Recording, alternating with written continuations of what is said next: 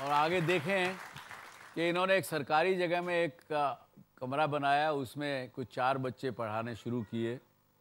वो आखिर में सरकार के लोगों ने तोड़ दिया उसको, कमरे को।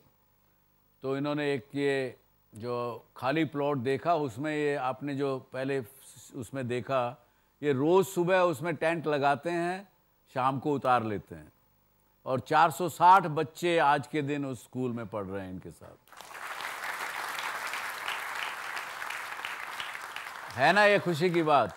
आप देखिए किस प्रकार से आदमी का परसिवेरेंस, किस प्रकार से आदमी कहाँ से कहाँ आपको ले जाता है। आप कहीं देख सकते हैं कि उनके चेहरे पे कहीं कोई बुढ़ापे की लकीर या कुछ। 70 साल के हैं खुराना जी, अभी भी खुश मस्ती में हैं। आपके प्रश्न क्या होंगे खुराना जी से या मिसेस खुराना से? आप रेगुलरली मोटिवेटेड कैसे रहते हैं? मतलब इतना आपकी उसको गिरा विरा देने पे सरकार के बाद भी आप रेगुलरली मोटिवेटेड रहे। अब आपको जैसे तकलीफ आती है कि कोई जगह परमानेंट नहीं है, कोई लोग सरकार के आके भी तंग करते होंगे, कुछ होता होगा, तो आप कैसे अपना, उनका सवाल ये कि अपने आप को मोटिवेटेड कैसे रखते हैं? हर सुबह उठ के फिर वही बात, वही झगड़ना करना, फिर भी बच्चों को पढ़ाना, ये क्या, कैसे आपको ये परसिवेरेंस कहाँ से आती है आपके पास? I must say I give credit to the children. आप ये देखिए 480 बच्चे हैं, धूप में बैठते हैं, लेकिन स्कूल में आते हैं। को परसिवेरेंस मिलती है उन बच्चों से, उन बच्चों को देख करके उनको हिम्मत और motivation every day, day after day, year after year आती है। चलिए, They give us great pleasure. It's a great, gives a great pleasure. That keeps us going. जी।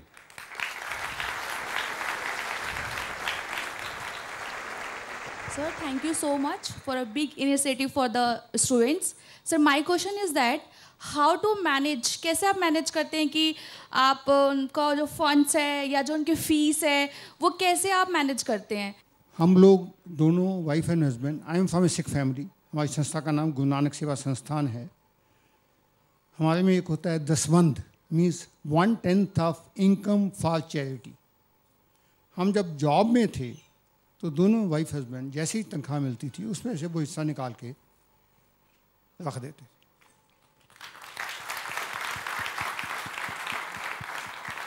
वो अब भी चल रहा है, पर कुछ खर्च हो जाता था उस वक़्त, कुछ बच जाता था। एक किडनी पेशेंट आ गया जो कि मकान बेचना चाहता था, फिर भी उसकी सर्जरी नहीं हो रही थी। We help him. I had a driver, उसका लड़का काफ़ी इंटेलिजेंट था but waiting in a government school, और वो रोज़ गम्बल करता था, सर पढ़ाई नहीं होती है, कोई पूछता नहीं है। I put him in a good school, private school, he became an engineer. I cried on the day. You still remember that day? Very good.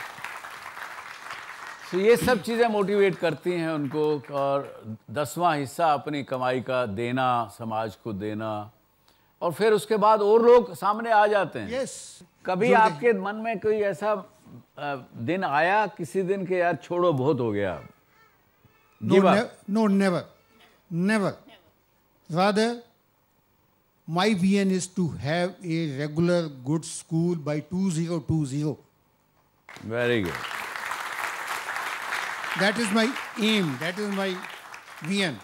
We'll have a good school where all these poor students will get free quality education, I must say.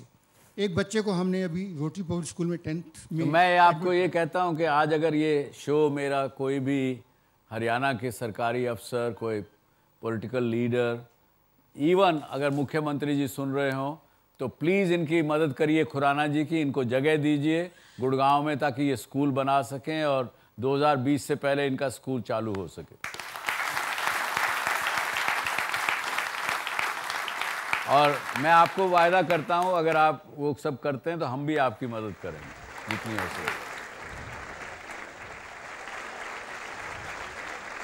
Mrs Khurana, ये camera में हमारे घर बैठी हुई बहुत सी औरतें, महिलाएं इस शो को देखती हैं, बहुत से आदमी भी देखते हैं, उनको क्या कहना चाहेंगी, क्या मैसेज देना चाहेंगी उनको? मैं यही चाहूँगी कि ऐसी औरतें जो घर में बैठी हुई हैं, they should do something for the society. वो जैसे भी है, उनको कढ़ाई आती है, उनको कोई और काम आता है, जैसा भी आता है, लेकिन थोड़ा सा, चाहे आपके आस पड़ोस में है, आपकी बहुत अच्छी सोसाइटी है, उसमें भी अगर आप रहते हो तो try to help this people. किसी ना किसी तरह से आपको हेल्प करना ही करना है। किसी की डेथ हो जाती है, चलिए उसके पास चले जाओ, उस लेडी को कंसोल करो। This is also a sort of help. ऐसा नहीं होता कि सिर्फ जो है आप जो टीच करते हैं या जो अपने प्रोफेशन में रहते हैं, only that is the help. Help कई तरह की होती है, आप किसी तरह से भी, जैसे भी है, you should help in the society. दुखियारे सब चारों तरफ मिलते हैं हमको देखने को। किसी के भी दो आंसू पहुंच सकें तो कहीं ना कहीं कुछ ना कुछ आपको भी मन में खुशी होगी और प्रसन्नता होगी। इसके साथ ही मैं आपका, खुराना जी का और मिसेज खुराना का बहुत बहुत धन्यवाद देना चाहूँगा कि आप आए और हमारे शो की शोभा बढ़ाई। धन्यवाद।